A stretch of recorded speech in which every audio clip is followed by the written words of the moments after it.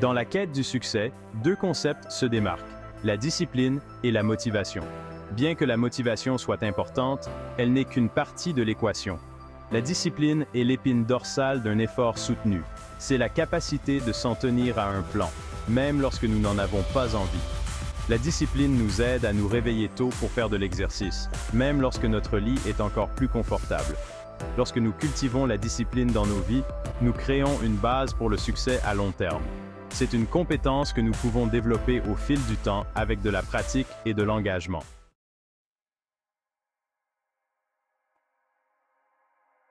La motivation peut être une amie versatile, allant et venant comme la marée.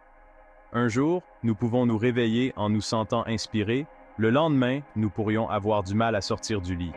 Se fier uniquement à la motivation peut conduire à la procrastination et à la culpabilité. C'est là que la discipline entre en jeu pour combler le fossé. En comprenant les limites de la motivation et en exploitant le pouvoir de la discipline, nous pouvons créer un chemin plus durable vers le succès.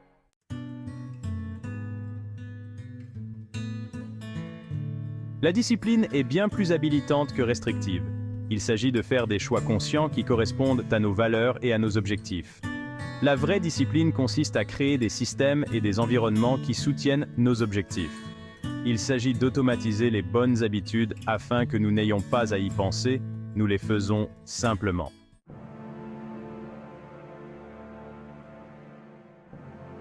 Pensez à certaines des personnes les plus prospères au monde. Athlètes, entrepreneurs, artistes, musiciens. Ils se présentent jour après jour, semaine après semaine, année après année, peu importe ce qu'ils ressentent. Prenons l'exemple des athlètes olympiques. Ils s'entraînent pendant des années, poussant leur corps et leur esprit à la limite. Les entrepreneurs travaillent souvent de longues heures, confrontés au rejet et à l'incertitude, avant de voir des résultats significatifs. La discipline n'est pas réservée à une élite, elle est accessible à tous.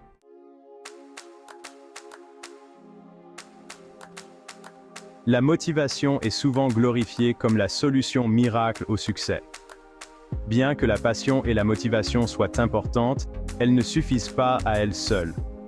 La discipline est l'antidote à la procrastination et à l'incohérence. Alors que la motivation peut nous faire démarrer, c'est la discipline qui nous permet de continuer.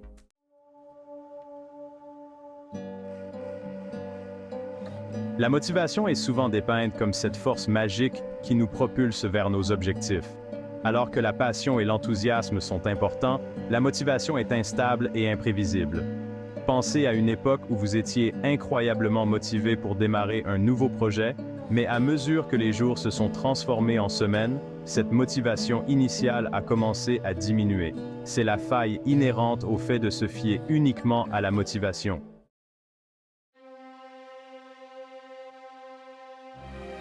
Lorsque nous dépendons de la motivation comme principale force motrice, nous nous embarquons essentiellement sur des montagnes russes émotionnelles. Cette fluctuation constante de la motivation peut être incroyablement épuisante et décourageante. Imaginez un athlète qui ne s'entraîne que lorsqu'il se sent motivé. Cette approche incohérente rendrait difficile la réalisation de son plein potentiel. Le même principe s'applique à tous les domaines de la vie où nous aspirons au succès.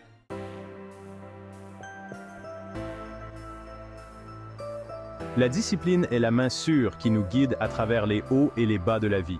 C'est l'engagement indéfectible envers nos objectifs, même lorsque nous n'en avons pas envie. La discipline est ce qui sépare ceux qui rêvent de ceux qui réalisent. Il s'agit de créer des systèmes et des routines qui soutiennent nos aspirations. Dans la section suivante, nous explorerons quelques stratégies pratiques pour cultiver la discipline dans notre vie quotidienne.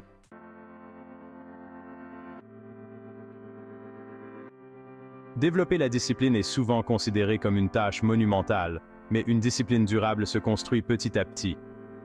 Au lieu de vous concentrer sur des changements radicaux, commencez par identifier une ou deux petites habitudes gérables que vous souhaitez cultiver. La clé est de choisir des habitudes suffisamment difficiles pour faire la différence, mais pas si décourageantes que vous vous sentiez découragé avant même de commencer. N'oubliez pas que l'objectif est de créer un changement durable et non de prouver votre volonté.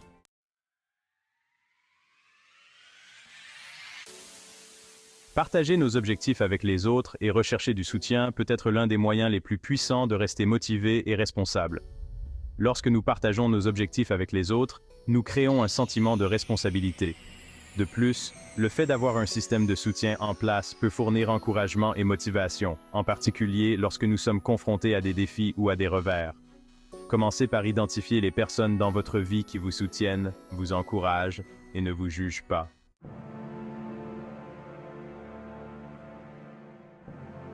Le monde du sport offre une lentille puissante à travers laquelle observer la discipline en action. Prenons Serena Williams, un nom synonyme de domination du tennis. Son parcours, des cours publics de Compton à celui de 23 fois championne du Grand Chelem, témoigne du pouvoir transformateur de la discipline. Le programme d'entraînement rigoureux de Serena témoigne de son engagement indéfectible à perfectionner son art. Sa capacité à exceller dans divers domaines souligne l'impact considérable de la culture de la discipline en tant que principe de vie fondamental.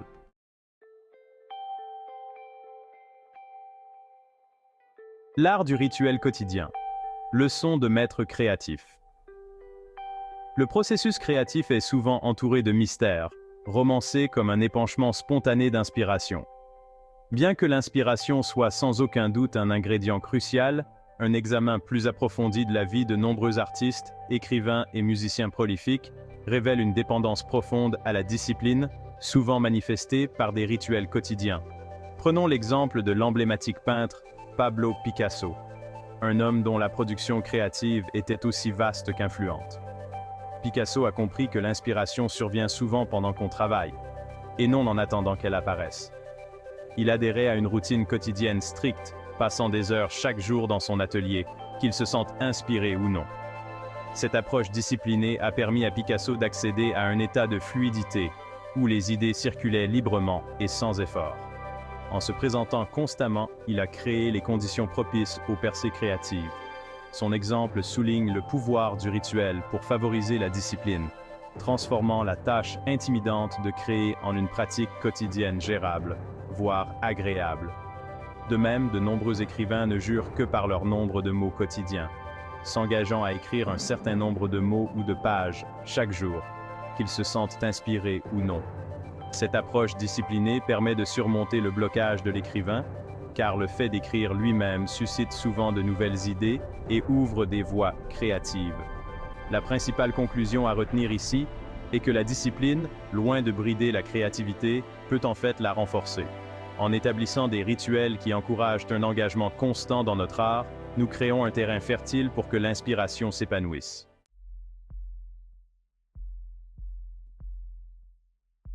Naviguer dans le champ de mine des distractions. Dans le monde hyper-connecté d'aujourd'hui, les distractions se cachent à chaque coin de rue. Nos smartphones bourdonnent de notifications, nous tentant avec des mises à jour sur les réseaux sociaux. Il est trop facile de se laisser entraîner dans ce vortex de distractions numériques. Mais voici la chose à propos des distractions. Elles ne nous arrivent rarement par hasard. Nous les choisissons. Nous leur permettons de détourner notre attention parce qu'elles sont souvent agréables sur le moment. Le problème est que ces moments fugaces de plaisir ont un coût. Ils grugent notre temps, notre concentration et, en fin de compte, notre capacité à atteindre nos objectifs. La bonne nouvelle est que nous pouvons reprendre le contrôle de notre attention.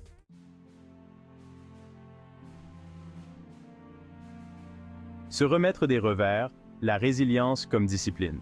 Le chemin du succès est rarement linéaire. Il est souvent semé d'obstacles, de revers et de détours inattendus. La capacité de rebondir après des revers, de se relever, de tirer des leçons de nos erreurs et d'aller de l'avant, est connue sous le nom de résilience. La résilience n'est pas un trait figé. C'est une compétence qui peut être cultivée par la pratique. L'un des moyens les plus efficaces de renforcer la résilience est de changer notre point de vue sur les revers. Au lieu de les considérer comme des échecs, nous pouvons choisir de les voir comme un retour d'informations précieux. Demandez-vous, que puis-je apprendre de cette situation?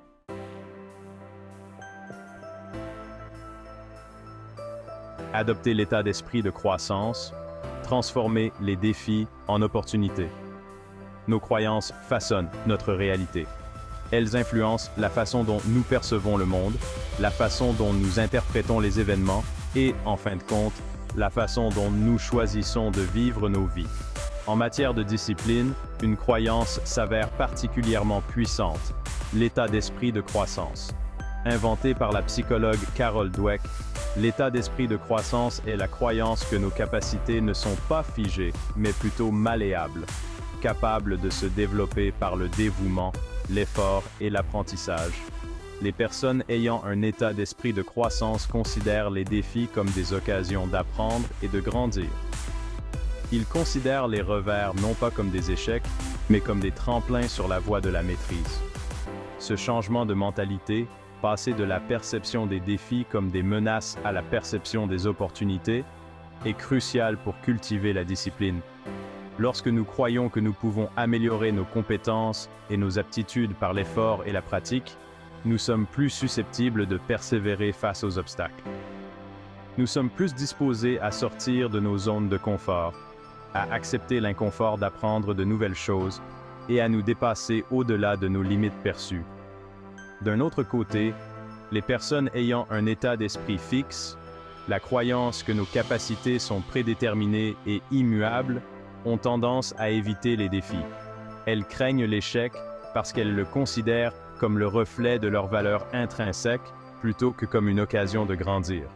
Cette peur de l'échec peut conduire à l'auto-sabotage, à la procrastination et à une réticence à essayer de nouvelles choses.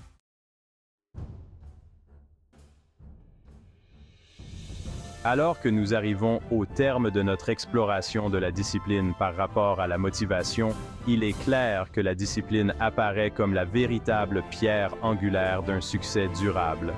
Alors que la motivation peut fournir l'étincelle initiale, c'est la discipline qui maintient le feu, même lorsque les vents du changement soufflent et que le chemin à parcourir semble intimidant.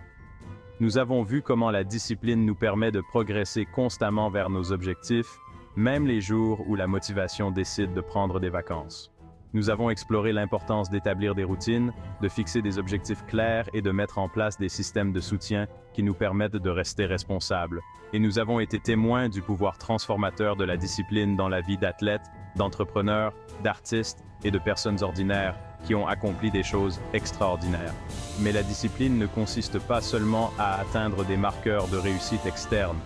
Il s'agit de cultiver une force intérieure, une résilience qui nous permet de naviguer avec grâce et détermination dans les hauts et les bas inévitables de la vie.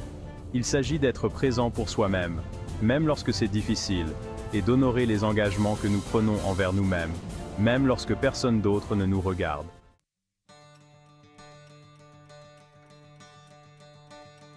Nous avons couvert beaucoup de terrain dans cette vidéo, mais la conversation ne s'arrête pas là. Nous aimerions avoir de vos nouvelles. Quels sont les défis auxquels vous êtes confrontés en matière de discipline? Quelle stratégie avez-vous trouvé utile pour cultiver une plus grande maîtrise de soi dans votre propre vie? Partagez vos réflexions, vos idées et vos expériences dans la section des commentaires ci-dessous.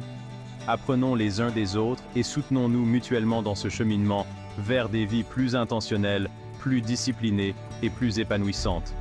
Si vous avez trouvé cette vidéo utile, veuillez lui donner un pouce en l'air et la partager avec vos amis, votre famille ou toute autre personne susceptible de bénéficier de ces informations.